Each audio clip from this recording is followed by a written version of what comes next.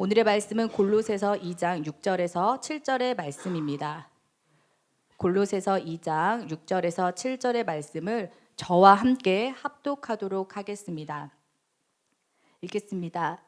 그러므로 너희가 그리스도 예수를 주로 받았으니 그 안에서 행하되 그 안에 뿌리를 박으며 세움을 받아 교훈을 받은 대로 믿음에 굳게 서서 감사함을 넘치게 하라. 아멘. 네, 모두 자리에 앉으시겠습니다. 이제 담임 목사님께서 감사함을 넘치게 하라라는 제목으로 하나님의 말씀을 선포하여 주시겠습니다. 할렐루야. 순전한 교회 주일 예배에 참여하신 여러분 모두를 주님의 이름으로 환영합니다. 오늘 추수감사주일로 예배를 드리게 되는데요, 하나님을 찬양하는 것은 아주 다양한 방법이 있는데 그 중에 하나가 박수로 하나님을 손뼉을 치면서 찬양하는 겁니다. 보니까 코로나 시기가 1년이 더 빨리 가는 것 같아요. 그래서 이제 한 달밖에 남지 않았는데 한 해를 기억하면서, 물론 너무나 쉽지 않은 시간들을 보내신 분들도 계실 테지만 오늘 말씀이 그럼에도 불구하고 우리가 감사할 수 있는 이유가 있음을 보게 할 것입니다. 한 해간 주님께 감사하면서 우리 먼저 주님께 박수로 큰 영광 돌려드렸으면 좋겠습니다. 할렐루야. 우리 안에 새 일을 행하시는 주님을 찬양합니다. 신뢰하며 주님을 높여드립니다. 주님 영광 받아 주시옵소서. 아멘. 아멘. 아멘. 드디어 1년 동안 기노스코 성경 읽기가 마쳤는데요, 어떤 분에게는 소망을, 어떤 분에게는 좌절감을 줬을지도 모르겠습니다. 그런데 내년에도 계속 될 겁니다. 그래서 잊지 마시라고 이렇게 마스크에 기노스코, 언제 헬라어가 있는 이 마스크를 써보겠어요. 예, 그래서 이 기노스코, 하나님을 알다라는 뜻의 이 마스크 꼭 가져가셔서 기억하시고, 이거 쓰신 분은 내년에 꼭 완성하는 겁니다. 예, 그리고 돌아가실 때 떡을 준비했습니다. 먹는 떡만 아니라 말씀의 떡도 마음껏 누리시면서, 소화하시면서 주님 앞에서 배부른 마음으로 이 자리를 나가시면 좋겠습니다. 추수감사헌금으로 드리는 감사헌금은 또 주일헌금과 분리가 되는 겁니다. 이 감사헌금으로 여러분들이 봉투에 담아 드린 그 헌금은 1년 동안 저희가 필요한 곳에 나누며 또 구제와 선교를 위해서 사용하도록 하겠습니다. 정확하게 저희가 집계되는 금액과 또 어떻게 사용될지를 성도님들께도 말씀드리도록 하겠습니다. 말씀드린 것처럼 굉장히 부담스러운데요, 해같이 빛나서 와야 될 텐데 하여간 기도원 들어갑니다. 우리 목자님들께 말씀드려서 우리 목원분들 기도 제목을 꼭 좀 2가지 정도만 받아달라고 해서 우리 목자님들께서 많이 보내주셨어요. 그래서 그 기도 제목 가지고 저도 기도할 뿐만 아니라 또 1년을 돌아보고 내년 한 해의 사역을 구상하고, 또 저희가 계획하고 있는 일들이 있어서 그 부분 하나님께 기도하면서 주님과 깊은 교제 누리다 오기 원합니다. 여러분 기도해 주시고요, 은혜 가운데 다음 주에 올 때는 제가 여기 앞에 안막을 딱 치고 여러분들이 제 얼굴을 보기 힘들 정도로 주님의 은혜 가운데 충만한 가운데 와서 또 말씀 전하도록 하겠습니다. 하나님이 우리와 함께 하십니다. 한 해간도 기억하신, 우리와 함께 하신 하나님 기억하면서 주님 앞에 전심으로 나아가는 시간 되었으면 좋겠습니다. 함께 기도하고 말씀 나누겠습니다. 하나님, 우리 안에 역사하시는 주님의 이름을 높여드리고 주님을 찬양합니다. 주여, 말씀하시고 인도하여 주시고 한 해간 우리에게 행하신 주님의 그 놀라운 일들을 기억하며 감사와 찬양을 드리기를 원합니다. 주여, 역사하시고 인도하여 주시옵소서. 우리의 고백 위에 함께 하시는 주님 보게 하여 주시옵소서. 감사드리며 예수 그리스도 이름으로 기도합니다. 아멘. 자, 오늘 말씀을 나눌 텐데요, 오늘 우리가 함께 본 본문의 배경이 되는 골로새라는 도시는 아주 독특한 특징을 가지고 있는 도시였습니다. 이 골로새라는 지역의 위치가 에베소에서 동쪽으로 160km 정도 떨어진 자리에 위치한 도시였는데요, 이 골로새가 당시 소아시아에서 수리아로 가는 중요한 길목에 있었습니다. 그래서 처음에 골로새라는 도시가 발전하게 된 경위를 보면 이게 동서교통의 요충지로 무역도시가 되면서 발전하기 시작한 겁니다. 이 많은 무역도시가 그러한 것처럼 이 골로새도 많은 상인과 여행객들이 유입되어서 각종 철학과 종교 사상이 혼합되는 양상을 보였습니다. 사실 이런 혼합주의는 로마 전체에 퍼져 있는 문제였습니다. 로마 제국이 확장되면서 무엇보다 무엇이 발달하게 되냐면 도로시설이 엄청나게 발달하게 됩니다. 그 당시에는 다른 지역으로 간다는 것은 큰 마음을 먹지 않으면 너무나 위험하고 힘든 여정이어서 감당할 수 없는, 그래서 평생을 살지만 도시와 마을을 떠난 적이 없는 사람들이 대부분이었던 시대였습니다. 그런데 그때 로마가 엄청난 제국을 만들면서 군대가 이동하는데 편리하게 하기 위해서 도로를 깔아 버립니다. 그래서 각 지역마다 도로가 엄청나게, 그래서 제가 유럽의 성지순례 여행을 이전 교회에서 간 적이 있는데 지금도 그 로마가 깔아놓은 도로가 여전히 있는, 그래서 훼손되지 않고 보면서 엄청난 도로가 이제 깔리기 시작한 것이죠. 이게 많은 사람들을 편하게도 했지만 그렇게 이 도로가 만들어지고 난 다음부터 당시 기준에서 보면 너무나 이동이 쉬워지기 시작하면서 엄청난 변화를 가져오게 됩니다. 그러면서 철학자들이나 상인들이 너무나 쉽게 지역을 돌아다니면서 자신들의 철학과 관습과 심지어는 종교까지도 전파하기 시작했고, 이로 인해 다양한 사상들과 가르침이 뒤섞이기 시작합니다. 게다가 골로새에는요, 또 다른 특징이 있었는데, 이 골로새 지역에 특별히 유대인들이 엄청나게 많이 살고 있었습니다. 역사가 요세푸스의 책을 따르면 약 BC 200년경에, 그러니까 예수님이 오시기 200년 전에 페르시아의 군주였던 안티오쿠스 3세가 메소포타미아와 바벨론에 거주하는 유대인들, 포로로 잡혀갔다 거기서 정착했던 유대인들, 예루살렘으로 돌아오지 않고 살아냈던 유대인들을 한 2,000명을 골라서 골로새 지역에 강주 이주를 시킵니다. 그리고 그로부터 약 250년이 지난 신약 시대가 되면서 이 골로새에서 유대 남성들이 어느 정도로 많았냐면, 기록된 기록을 보면 어른만 약 11,000명 정도로 수가 증가하게 됩니다. 그러니까 한 도시에 유대인만 최소 4만 명 이상이 살고 있었으니 2000년 전에 4만 명 이상의 유대인이 한 도시에 살고 있었다는 것은 엄청나게 많은 사람들이 살고 있는 겁니다. 당시의 사회적인 환경에서는 엄청난 수의 유대인들이 살고 있었다고 볼 수 있는 겁니다. 그러다 보니요, 이 유대인들의 신앙 안에도 골로새의 특성상 많은 이방의 철학과 종교가 유대주의와 혼합되어서 혼합 유대주의가 판을 치고 있었습니다. 그런 골로새 지역에 교회가 세워졌는데요, 아니나 다를까 이 교회 안에 난리가 납니다. 이 신비주의적인 신앙과 혼합주의적인 유대교의 영향이 교회와 성도들을 휩쓸어 버립니다. 교회 안에서 구원을 얻으려면 믿음만으로 구원을 받을 수 있는 것이 아니고 할례를 지켜야 하고 율법을 지켜야 된다는 말뿐만 아니라 특별하게 이 골로새 지역은 음식 규례를 지켜야 된다는 걸 엄청나게 강조했습니다. 그리고 금욕주의와 고행을 강조하면서 천사 숭배 사상을 가르쳤습니다. 그래서 성경에서 나오는 천사를 우리가 같이 예배해야 된다. 그리고 특별히 무엇보다도 인간의 지식을 숭배할 정도로, 사람이 지식을 갖는 것을 숭배할 정도로 인간 지식의 숭배 사상이 교회 안에 만연하게 됩니다. 이 배경을 가지고 골로새서가 쓰여지게 된 것입니다. 이 부분을 고치기 위해서.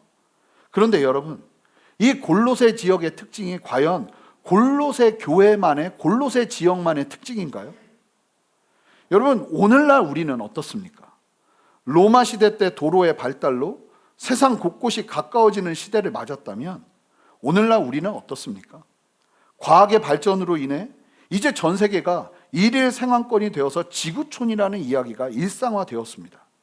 자연스럽게 전 세계 다양한 사람들이 이주하고 이동하며 살아가면서 점차 다양화되어지기 시작합니다.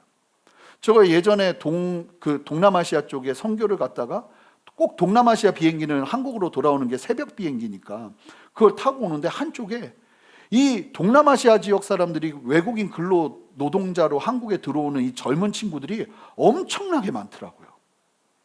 이제 그렇게 시대가 변하고 상황이 변하기 시작하면서 섞이고 어떻게 보면 더 다양해지는 시대가 오기 시작한 겁니다. 교통만이 아니죠.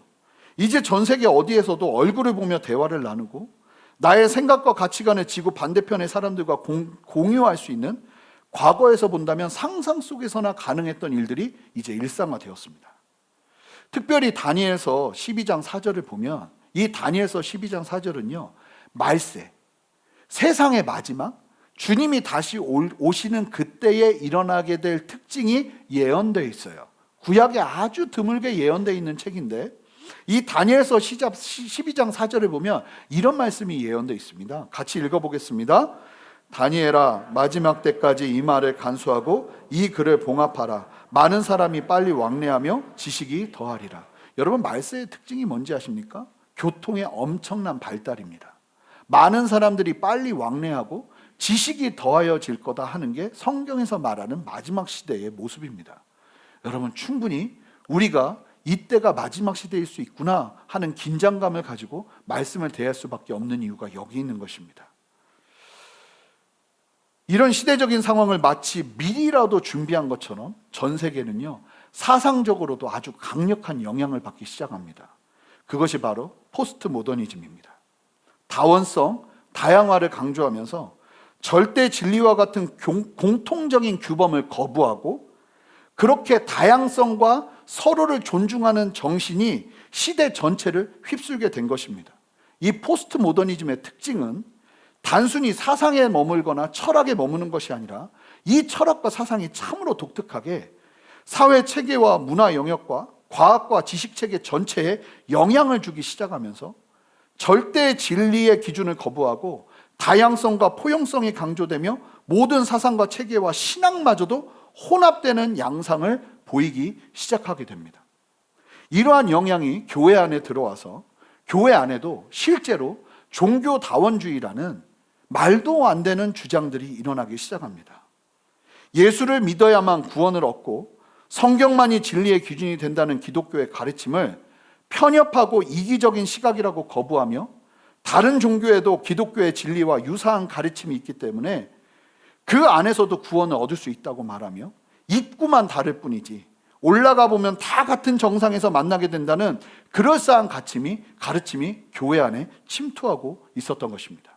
지금 실제로요, 올해 초에 미국에서 2021년 1월 3일 미 연방 하원이 새롭게 개원됐는데, 항상 미 연방 하원이 새롭게 개원되는 그 첫 해 첫 시간은 그 하원 의원의 담당 목사가 있습니다. 그 하원 목사가 대표 기도를 하고 시작하는데, 그날따라 의장의 요청으로 의원 중에 한 사람이 목회자가 있었어요. 임마누엘 클리버라는 의원이었는데, 이 의원에게 대표 기도를 부탁합니다. 그는 목회자 출신의 의원이에요. 그런데 목사인 그의 기도가 참으로 심각했습니다. 그의 기도가 2분 정도를 했는데요, 기도의 마지막을 이렇게 마무리합니다. 우리는 이것을 일신교의 하나님, 브라만, 그리고 많은 다른 신앙에 의해 많은 다른 이름으로 알려진 하느님의 이름으로 기도합니다. 에이멘, 그리고 에이 우먼. 이런 말도 안 되는 얘기를 해버린 겁니다. 일신교의 하나님, 힌두교의 브라만, 그리고 다른 종교에서 말하는 하나님이 다 같다며 모든 신의 이름으로 목회자가 기도를 한 겁니다. 더 충격적인 건 에이맨이 성차별적인 용어라며 에이 우먼이라고 함께 이야기를 했다는 겁니다. 여러분, 에이맨은 영어가 아니라 히브리어입니다. 이렇게 따지면 라멘도 라 우먼이라고 해야 됩니다. 제가 얼마나 화가 나든지. 이런 말도 안 되는 일이, 지금 웃으시잖아요? 이런 말도 안 되는 일이 지금 실제적으로 세상 가운데서 일어나고 있는 겁니다. 2013년 부산에서 열린 10차 세계 선교협의회 WCC가 함께 모여서 선교대회를 한다고 했는데, 여러분, 그 마지막에 어떤 일이 있었는지 아십니까? 세계 선교를 우리가 함께 이루자고 하면서 원불교, 불교, 각지의 종교 지도자들이 함께 한자리에 모여서 우리 함께 선교를 이루자고 하고 그 집회가 마무리를 해버렸습니다. 종교다원주의에 물들어 다양한 종교들이, 지도자들이 나와서 함께 손잡고, 말도 안 되는 일이 실제적으로 일어나고 있는 것입니다. 우리도요, 제가 이렇게 길게 이야기하는 이유는 다른 것이 아니라 골로새와 똑같은 시대, 아니 그거보다 더 심각한 시대를 우리가 살고 있다는 겁니다. 우리가 오늘 본문에서 함께 먼저 읽은 골로새서 2장 6절은 그런 시대를 살고 있는 성도들을 향해서 주시는 핵심과도 같은 말씀입니다. 많은 주석가들에 의해서 골로새서의 가장 중요한 핵심이 바로 오늘 본문의 2장 6절 7절 말씀이다, 이렇게 이야기가 전해집니다. 당시 골로새 지역은 혼합주의와 시대의 혼탁함 속에서 신앙의 근본을 흔드는 교묘한 말들이 세상에서뿐만 아니라 교회 안에서 난무하고 있었습니다. 골로새서를 보면 이단적인 가르침과 공격들이 성도들을 사로잡고 있었고, 하나님으로부터 성도들을 떨어뜨려 놓고 있었던 것입니다. 그런 시대 속에서 성도들은 어떻게 살아야 할까요? 여러분, 예수를 믿는 성도들은 어떻게 시대를 살아내야 할까요? 우리 함께 6절 말씀을 큰 소리로 읽어보겠습니다. 함께 읽겠습니다. 그러므로 너희가 그리스도 예수를 주로 받았으니 그 안에서 행하되. 여러분, 6절에서 그리스도 예수를 주로 받았다고 할 때 이 받았다는 뜻의 단어를 우리가 흔히 생각하는 주고받는 수준으로 생각하시면 안 됩니다. 특별히 사도 바울은 여기서, 여러분, 사도 바울은요 굉장히 계획적인 사람이고 문장 하나, 단어 하나, 문법 하나 허투루 사용하는 법이 없습니다. 그래서 이 바울의 서신서를 제대로 연구하려면 반드시 언어 공부가 되어야 합니다. 바울이 왜 이때 이런 용법을 사용했고 왜 이때 이런 표현을 사용했는지를 유심히 바라볼 때 받는 은혜와 도전들이 있기 때문에 그렇습니다. 그런데 여기서 너희가 그리스도 예수를 주로 받았다고 말할 때 그 받았다는 단어를 그냥 단어를 사용하지 않고 파랄람바노라는 단어를 사용합니다. 이 단어는요 아주 드물게 헬라어인데 히브리어에서 도용한 헬라어예요. 쉽게 말하면 우리나라 비빔밥이 전 세계 영어로도 비빔밥, 케이팝, 영어로도 케이팝 이렇게 되는 것처럼 이 헬라 사람들이 히브리 사람들이 사용하는 언어를 도용한 거예요. 유대교적인 언어가 도용돼서 사용되는 단어인데요. 이 의미를 보면요, 그냥 받는 게 아니라 어떤 가르침이 한 사람이나 한 세대에서 다른 사람이나 다른 세대로 전해질 정도로 그렇게 분명하게 흘려보내는 것을 의미하는 단어예요. 자, 이게 바로 파랄람바노예요. 바울 자체가 이 의도적으로 파랄람바노라는 단어를 여기다 넣은 거예요. 그러니까 우리가 예수 그리스도를 그냥 받는 게 아니라, 그냥 믿는 게 아니라 신앙을 누구에게 전수할 수 있을 정도로 분명하게 믿게 되었다는 것을 강조하고 있는 거예요. 그리하여야 이 땅을 제대로 살아낼 수 있다고 말하고 있다는 것입니다. 예수를 믿는데 예수를 어떻게 증거해야 될지조차도 모르고 예수의 복음이 어떻게 내 삶을 새롭게 했는지조차도 모르고 그저 교회에 가서 마음의 평안 안식을 얻는 정도로만 신앙생활을 해서는 절대로 이 땅을 살아낼 수 없다는 것을 바울이 이야기하고 있는 것입니다. 여러분, 예수를 믿는다면, 예수님을 정말 온전히 나의 구주로 받는다면 그것은 어느 정도의 수준을 성경이 우리에게 요구하냐면 예수에 대해서 누구에게라도 증거할 수 있고 나의 자녀와 나의 가족들과 나의 사랑하는 사람들에게 나의 신앙을 전수할 수 있는 수준으로 되어지는 것까지를 목표로 삼아 우리에게 도전하고 있다는 겁니다. 여러분, 우리가 이렇게 예수님을 믿는다고 할 때, 여러분 그렇게 믿기 시작할 때 얻게 되는 은혜의 열매가 있어요. 6절을 계속 보시면 예수님을 주로 받아야 그 다음에 뭐가 생기냐면 그 안에서 행할 수 있는 힘이 생기는 겁니다. 예수님을 제대로 안 받으면 그 안에서 행할 수 있는 힘을 가질 수가 없는 거예요. 결국은요, 예수님을 주로 받지 않으면 세상의 혼란스러운 가르침 속에서 무너져 버리고 맙니다. 그러나 골로새 교회에 아무리 이상한 소리를 하고 흔들어대도 바울이 말하는 건 뭐냐면 너희가 예수님만 제대로 믿어도 세상이 아무리 너희들을 막 흔들어대고 이상한 가르침으로 너희들을 막 혼란스럽게 만든다 할지라도 바울이 하는 말은 간단해요. 너희들이 진짜 예수 그리스도를 제대로만 받으면, 누군가에게 예수를 증거할 수 있고 전수할 수 있을 정도로 그 신앙이 온전해지기만 하면 아무리 흔들어대도 너희들은 괜찮을 거라고 이야기하는 거예요. 생각보다 다양하게 세상은 우리를 흔들어댑니다. 제가 며칠 전에 새벽 설교에서도 언급을 했는데요, 저희 아이들하고 영화를 보러 갔어요. 마블 영화인데 이터널스라는 영화, 12세 관람가라 저희 아이들하고 같이 갔어요. 보러 갔는데 영화 보면서요, 제가 요 근래 본 영화 중에 가장 충격을 받고 봤습니다. 크게 두 가지인데요, 첫 번째는 이 영화가 12세 관람가라는 사실에 너무 놀랐습니다.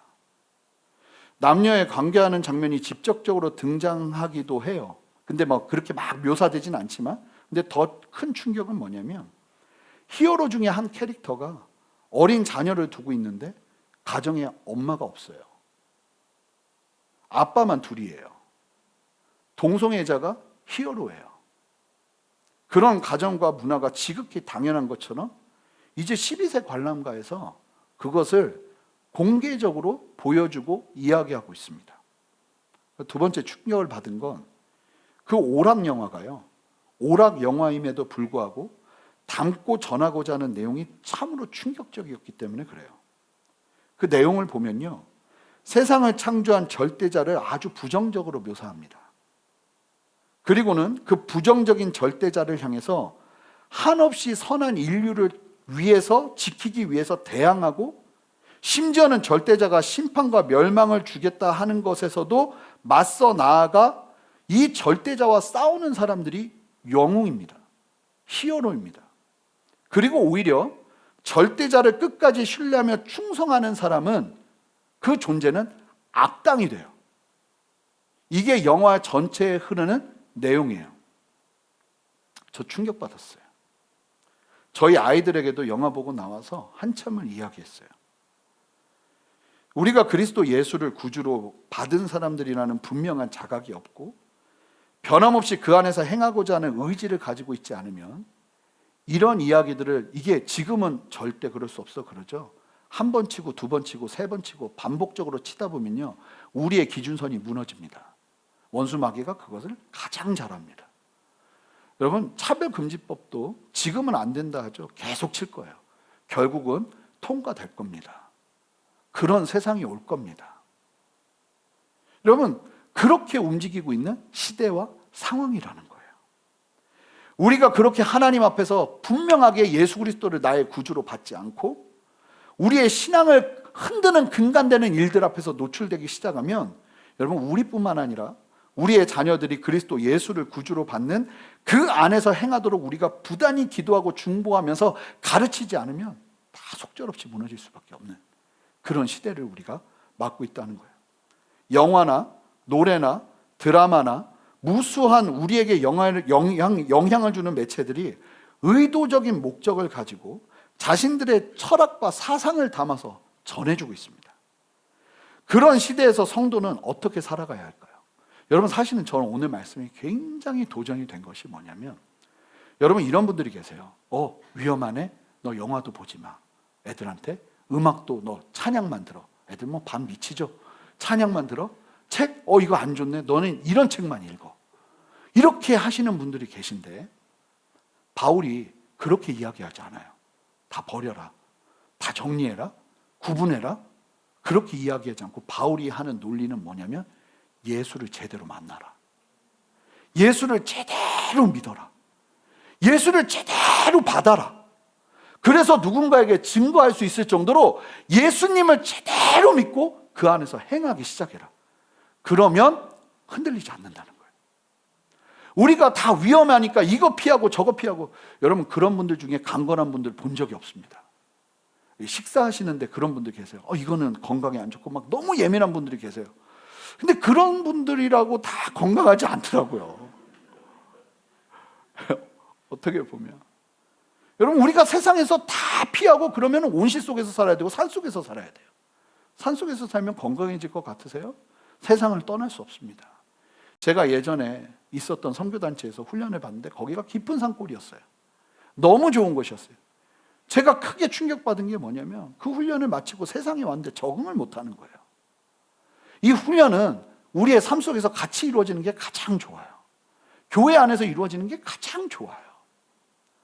여러분, 이 세상의 모든 것을 통제하는 데 힘쓸 것이 아니라 예수님을 나의 구주로 온전히 받아 그 안에서 부단히 행하며 사는데 힘써야 함을 도전하는 것입니다.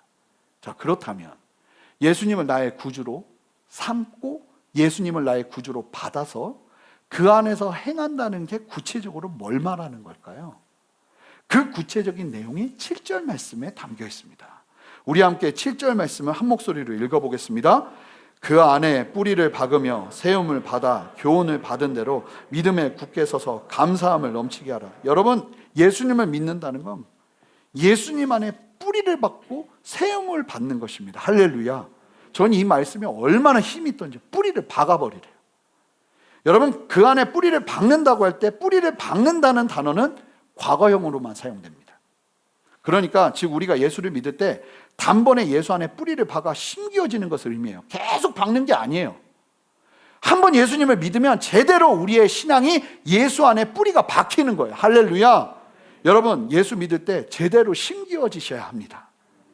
여러분, 어설프게 예수님을 믿었다 싶으시면 지금이라도 늦지 않았으니 예수님 온전하게 영접하시기를 주님의 이름으로 축복합니다. 이런 분들이 계세요. 나는 모태신앙입니다. 그래서 그냥 가랑비에 이슬 맞듯이, 가랑비에 옷 젖듯이 그렇게 나는 예수님 믿었습니다. 그러한다 할지라도 그런 분들에게 분명하게 신앙이 내 안에 예수 안에서 뿌리 박히는 분명한 경험이 있어야 한다는 거예요. 이것이 없으면 점검하고 새롭게 해야 된다는 거예요. 여러분, 예수 믿을 때 제대로 심겨주셔야 돼요. 여러분, 그렇게 뿌리를 박으면 어떤 일이 일어나는지 아십니까? 세움을 받게 됩니다. 이 뿌리를 박는 게 먼저예요. 뿌리를 박으면요, 그 다음에 세움을 받는데, 이 세움을 받는다는 단어는 현재 진행형입니다. 무슨 얘기겠어요? 너무나도 분명한 말씀이에요.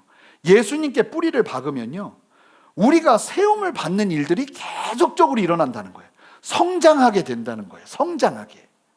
생명은 반드시 성장하게 돼 있습니다. 우리가 다른 데 뿌리를 박은 것도 아니고 예수 그리스도 안에, 저는 이 표현이 너무 좋아요. 우리가 예수님 안에 뿌리를 박은 거예요. 예수님 곁에도 아니고 예수님 위에도 아니고 그 안에 뿌리를 박은 거예요. 예수님을 믿는다는 건 그런 거예요.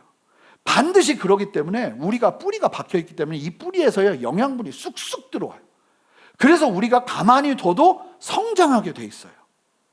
사실 예수님을 구주로 믿고 저도 처음에는요, 엉망진창이었습니다.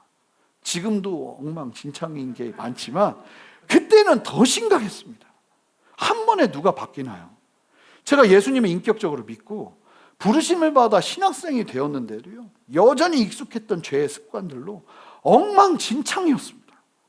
주님을 정말 사랑하고 눈물도 흘리고 그렇게 나아가도 삶의 죄의 자리가 그렇게 쉽게 정리되지 않더라고요. 영적인 신분만 바뀌었지 마치 땅에 심겨진 씨앗 같아서 미비한 예수님의 흔적만 보일 뿐이더라고요. 그런데 중요한 건 내 신앙이 예수님께 정확하게 뿌리만 박히니까 그 뿌리 박힘 속에서 내 안에 세움이 일어나기 시작하더라는 거예요. 세움이. 저뿐만 아니라 여러분 모두에게도 그러한 은혜가 있으시기를 주님의 이름으로 축복합니다. 여러분, 신앙은 반드시 자라게 돼 있습니다. 예수님께 뿌리만 제대로 박히면 사실 이게 제일 중요한 거예요. 이것만 제대로 박히면 반드시 자라게 돼 있습니다. 그렇게 주님 안에 뿌리를 받고 세움을 받는 은혜를 누리게 되면 이어지는 역사가 있는데, 우리 7절 말씀 띄워주시면 그 다음에 어떤 일이 벌어지나요? 교훈을 받은 대로 믿음에 굳게 서기 시작하는 겁니다. 여러분, 교훈을 받은 대로 믿음에 굳게 서는 삶은요, 예수님을 믿고 나서부터 시작되는 거예요. 말씀으로 굳게 서는 건 예수님을 믿고 나야 제대로 이루어지는 거예요. 여러분, 여기 계시는 분들 중에 예수님을 믿지 않으신 분들은 사실은 이게 굉장히 힘든 시간이에요. 그리고 아무리 말씀을 듣고 깨달으려 해도 그 다음으로 넘어가는 게 불가능해요. 반드시 예수님을, 여러분 옆에 분들 보세요. 이분들 다 정상적인 분들이에요. 근데 이분들이 뭐 정신이 나가서 이렇게 주일 아침에 와서 하나님을 예배하고 있겠습니까? 인생을 바꿀 만한, 내 삶을 주장할 만한 분명한 하나님의 인도하심과 역사하심이 삶 가운데 경험했기에 이와 같은 일들이 일어나는 거예요. 제가 교회에 오다 보니까 그런 생각이 들더라고요. 예수님 못 믿었을 때, 이 사람들이 다 쓸데없이 오는 것도 아닐 텐데 뭔가 있으니까 이렇게 헌신하고 난리가 나는 게 아닐까? 제 안에 그 마음이 일어나는 거예요. 그럼 나도 그 주님 만나고 싶다고, 그 마음으로 주님 앞에 서는 거예요. 여러분, 우리의 기준은요, 세상이 아닙니다. 우리가 교훈받는 하나님이 우리의 기준이 되는 것입니다. 할렐루야예요. 그 말씀이 말하는 대로 믿음에 굳게 서는 것입니다. 교훈을 받은 대로 믿음에 굳게 선다. 이거는요, 예수 그리스도를 믿는 믿음과 말씀을 인생의 기준으로 삼는 믿음을 붙잡으며 더 강해지게 된다는 의미예요. 그런데 여러분, 한번 생각해 보세요. 예수님 안에 뿌리를 내리고 믿음이 굳건하여져서 내가 강하여져요.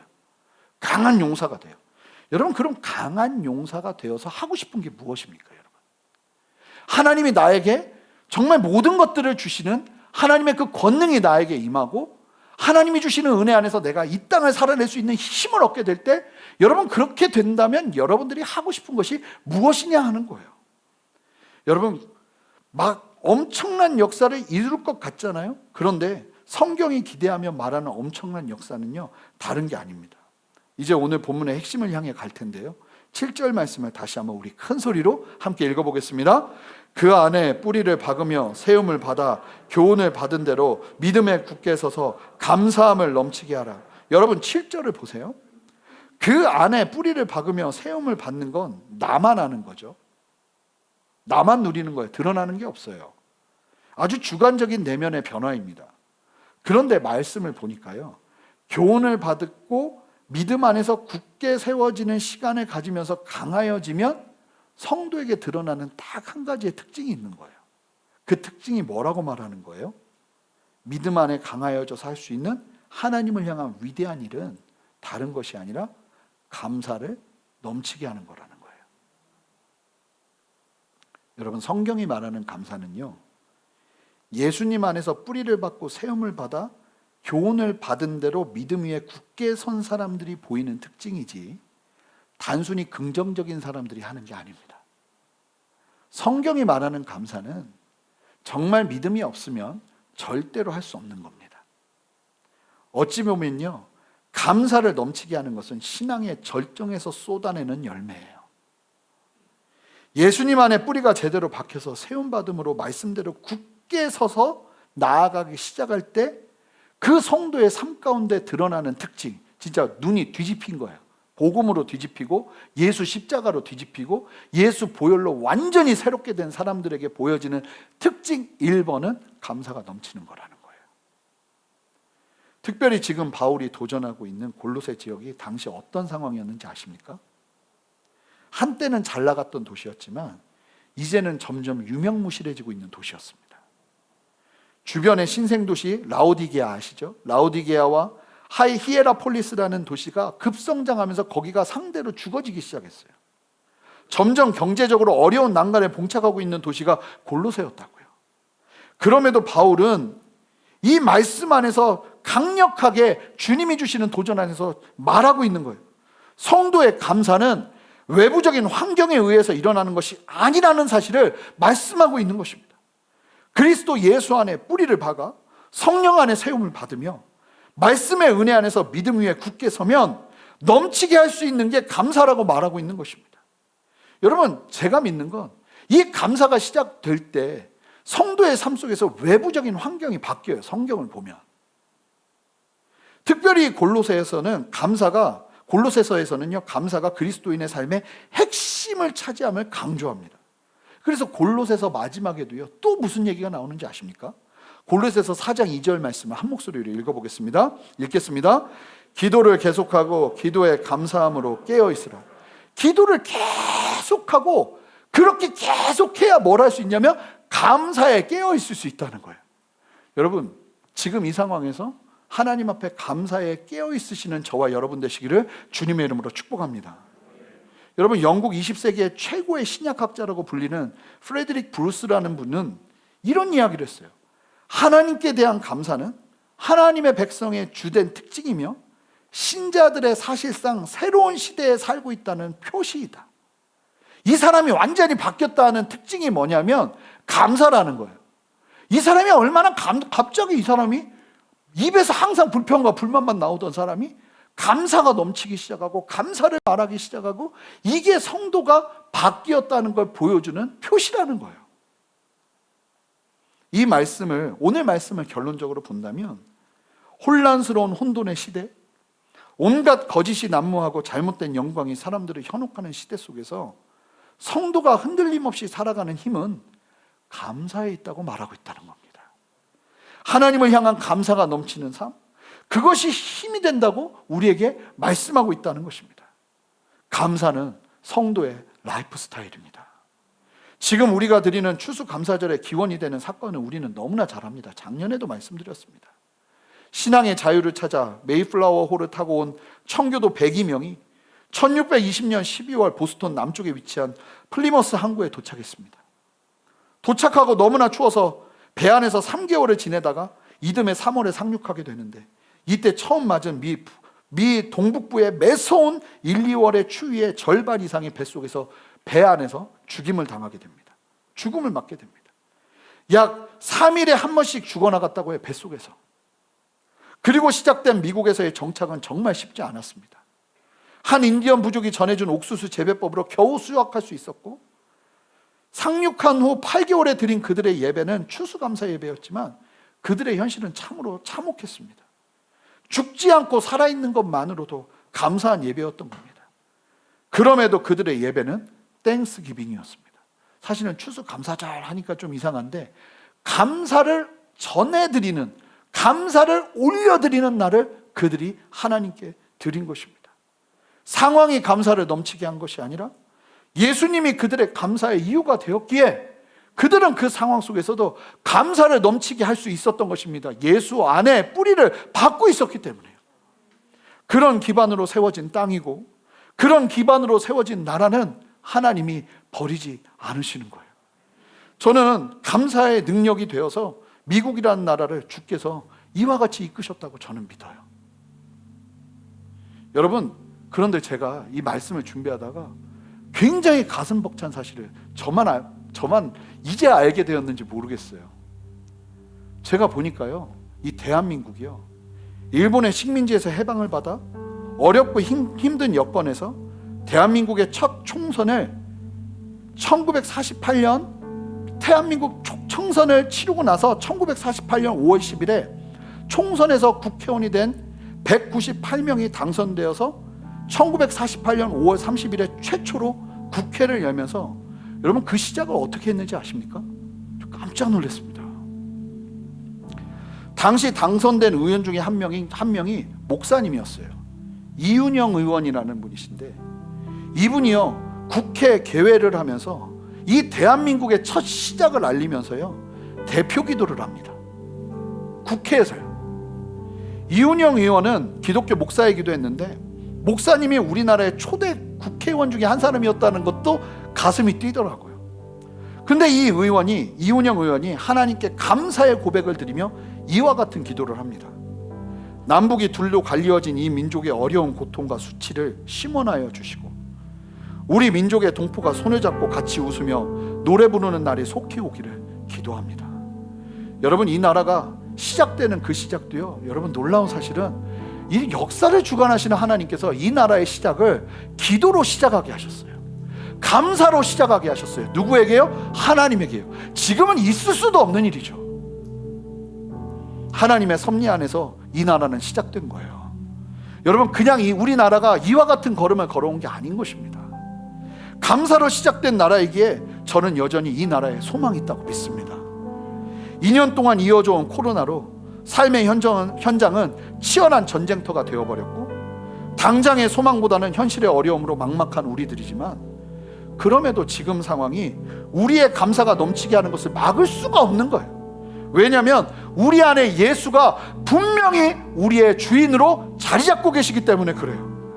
주님 안에 자라고 있기에 우리는 여전히 감사로 나아가는 것입니다.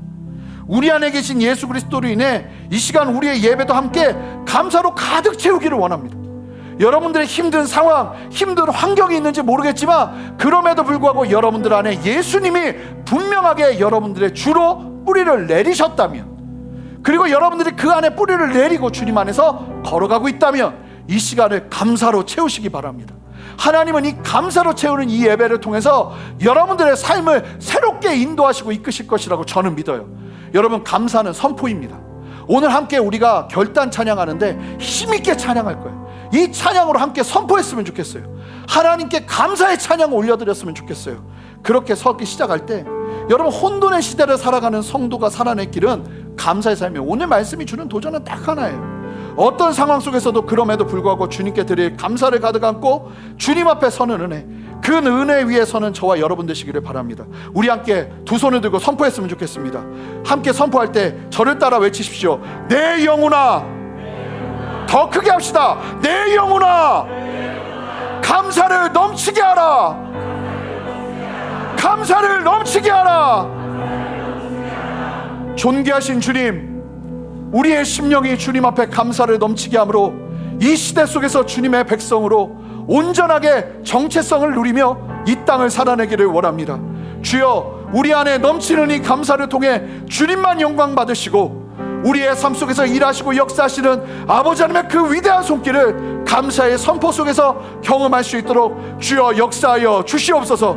감사드리며 예수 그리스도 이름으로 기도합니다. 아멘. 우리 다 같이 일어서셔서 함께 주님 찬양하며 나가겠습니다. 우리 힘차게 우리 주님께 큰 박수를 영광 돌려드립시다. 할렐루야. 아멘. 주님을 찬양합니다. 주님 영광 받으시옵소서. 우리의 예배를 통해서 높임 받으시옵소서. 아멘. 주님을 찬양합니다. 우리 함께 주님 찬양하며 나갑시다. 우리 함께 선포합니다. 감사와 찬양, 감사와 찬양 드리며 주 앞에 나아세 크고 광대하신 주 이름 그의 성소에서 주를 찬양 나팔 소리로 찬양하며 비파와 수름으로 호흡이 있는 모든 자마다 온 마음 다해 주를 높이세 주의 선하심 인자하심이 주의 선하심과 인자하심이 영원 우리 함께 선포합시다. 하나님의 선하심 주의 선하심 인자하심이 주의 선하심과 인자하심이 영원하시도다. 주의 선하심과 인자하심이 영원하시도다. 우리 함께 힘차게 손뼉치며 고백합시다. 감사와 찬양 드리며 아멘. 주 앞에 나가세 크고 광대하신 주 이름 그의 성소에서 주를 찬양해 나팔 소리로 찬양하며 비파와 수름으로 호흡이 있는 모든 자마다 온 마음 다해 주를 우리 함께 선포합시다. 주의 선하심 인자하심이 주의 선하심과 인자하심이 영원하시도다. 주님의 선하심 주의 선하심 인자하심이 주의 선하심과 인자하심이 영원하시도다. 우리 함께 선포합니다. 주의 선하심과 인자하심이 영원하시도다. 우리 함께 두 손을 높이 들고 고백합니다. 주의 선하심 함께 입술로 선포하세요. 인자하심이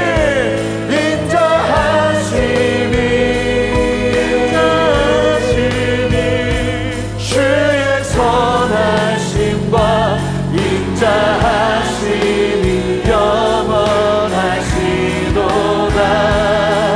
주님의 선하심 인자하심이 주의 선하심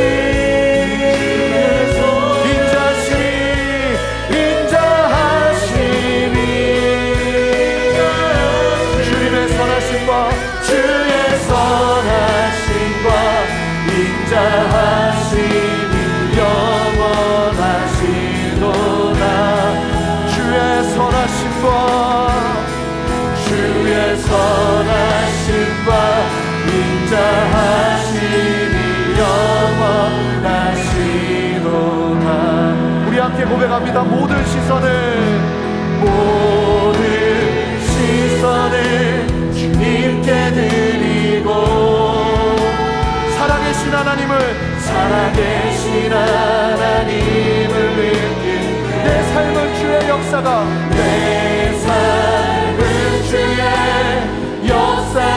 되고 하나님이 우리 감사함으로 우리의 시선을 주님께 올려드립시다. 모든 시선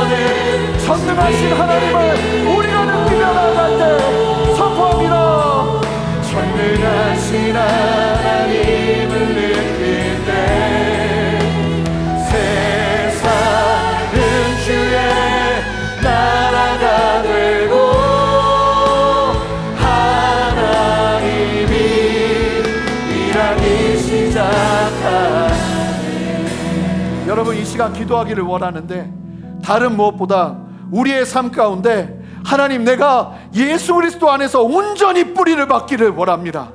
아버지 이 시대 속에서 흔들리지 아니하고 뿌리 깊게 내리며 하나님 안에서 세움받기를 원하오니 주여 나의 믿음에 중심을 더하여 주시옵소서. 주의 보혈로 정결케 하여 주시고 예수 믿는 믿음 안에 굳건히 서는 나의 삶이 되게 하여 주셔서 그냥 단순하게 믿는 정도가 아니라 예수를 증거하고 예수를 전수할 수 있는 참된 믿음으로 나를 세워 주시옵소서. 내가 내 자리에서 머물지 않겠습니다. 그렇게 나를 세워 주시옵소서. 함께 두 손을 들고 주님의 이름 한번 크게 부르며 기도합니다. 주여, 주님 우리 안에 역사하시는 주님을 찬양합니다. 하나님 은혜 베푸시고 함께하여 주셔서 하나님 우리의 삶이 주님의 진리 안에 온전하게 뿌리를 받고 아버지의 진리 안에서 온전하게 서는 참된 은혜를 누리기를 원하오니 주여 역사하여 주시옵소서. 아직 주님 앞에서 뿌리를 내리지 못했다고 생각하는 분들은 여러분 주님 앞에 기도하세요. 하나님 내가 주님을 의지합니다. 주님을 바라봅니다. 나의 심령이 주님 앞에 온전히 뿌리 내리기를 원합니다. 나의 믿음이 뿌리 내리기를 원합니다. 기도하세요. 아멘. 할렐루야. 주님 역사하시옵소서. 다스리시옵소서. 함께 하시옵소서. 주님 우리 안에 새 일을 행하시는 주님을 찬양하오니 주님이 역사하시고 인도하시고 이끌어 주시옵소서. 우리 두 번째로 기도할 때 지금의 내 삶의 어떠함을 뒤로하고 하나님 이 말씀을 의지하여 내가 주님 안에서 감사함을 넘치게 하겠습니다. 그 안에서 행하라는 것은 다른 것이 아니라 하나님 내가 감사함으로 주님 앞에 나아가겠습니다. 하나님 나의 감사의 결단이 흔들려지지 않도록 원수 마귀가 빼앗아가지 않도록 주님 나를 지키시고 보호하여 주시옵소서. 주님 영광받아 주시옵소서. 내 삶을 통해서 함께 하시는 주님을 찬양합니다. 우리 그렇게 주님 앞에 감사의 고백을 올려드리며 나갑시다. 함께 기도합니다. 구체적으로 기도하시기 바랍니다. 함께 기도하겠습니다. 주님 우리 안에 역사하시는 주님을 찬양합니다. 주님 우리 안에 감사가 넘치게 하시고 감사의 선포를 통해 우리를 모아하시고 세워하시는 하나님의 그 놀라운 역사를 보게 하여 주시옵소서. 새 일을 행하시는 주님을 찬양합니다. 역사하시고 함께하시는 주님을 찬양합니다. 주님의 이름을 찬양합니다. 주님의 이끄심을 찬양합니다. 주여 역사하시고 함께하여 주셔서 하나님의 마음으로 온전히 서는 은혜 허락하여 주시옵소서. 하나님 우리의 시작이 감사가 되기를 원합니다. 하나님 우리의 삶이 감사가 되기를 원합니다. 하나님 우리의 그 모든 처음이 감사로 주님께 올려드리기를 원합니다. 하나님 이 시간도 우리를 감사하지 못하게 하는 수많은 상황과 환경들을 기도하고 주님만 바라보며 서기를 원하오니 주님 역사하시옵소서. 주의 나라가 되고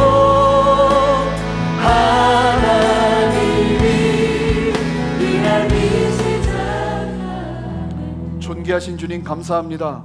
저희에게 이 아침에도 말씀하여 주시고 한 해를 돌아보며 우리를 눈물 짓게 하고 우리를 억울하게 하고 우리를 힘들게 하고 우리를 곤란스럽게 만든 수많은 일들이 있음에도 불구하고 하나님 우리가 순전하게 이 말씀을 의지함으로 감사함으로 우리의 삶의 입술의 언어를 바꾸고 삶의 우리의 모든 방향성을 바꾸기를 소망하며 이 시간 결단합니다.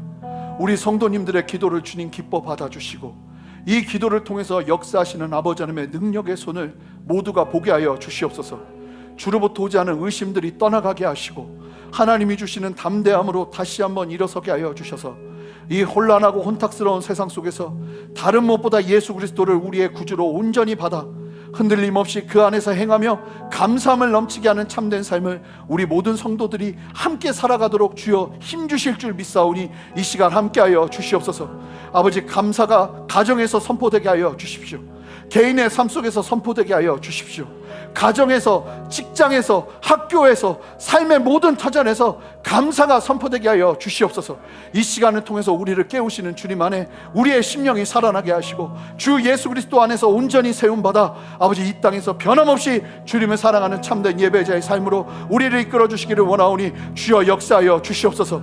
하나님 감사함으로 주님 앞에 그냥 나오지 아니하고 시간을 드리고 삶을 드리고 재정을 드리며 하나님 앞에 감사함으로 나아가는 우리 성도들의 삶을 주님 기뻐 받아주시고 하나님 그 삶에 차고 넘치도록 채우시는 아버지 하나님의 신실한 역사하심을 보게 하여 주시옵소서. 하나님의 약속의 말씀이 얼마나 신실하신지를 아버지 하나님의 삶의 헌신을 통해서 경험하게 하시고 한 사람도 좌절하거나 낭망하는 것이 아니라 그 안에 생명이 있음을 경험하며 더욱더 구체적인 걸음이 이어질 수 있도록 주여 역사하시고 생명으로 함께하여 주시옵소서.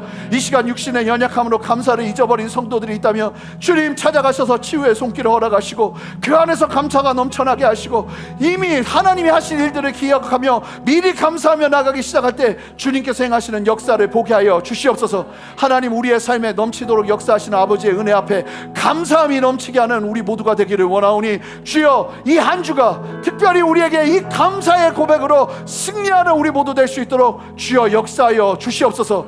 그렇게 새 일을 행하실 주님을 찬양하고 감사드리며 이제는 우리 주 예수 그리스도의 크신 은혜와 아버지 하나님의 무한하신 사랑과 성령의 내주하심과 교통하심과 신실한 역사하심이 오늘 말씀을 기억하며 삶 속에서 주님을 온전히 나의 구주로 받아 이 땅에서 주님의 뜻을 따라 행하며 주님 안에서 감사가 넘치게 하는 삶을 살아내기로 소망하고 결단하는 함께 예배하는 모든 성도님들과 성도님들의 가정과 직장과 삶의 모든 터전 위에 순전한 교회와 이 땅의 모든 교회들과 이 나라와 온 열방 위에 이제로부터 영원토록 함께 하시기를 간절히 축원하옵나이다.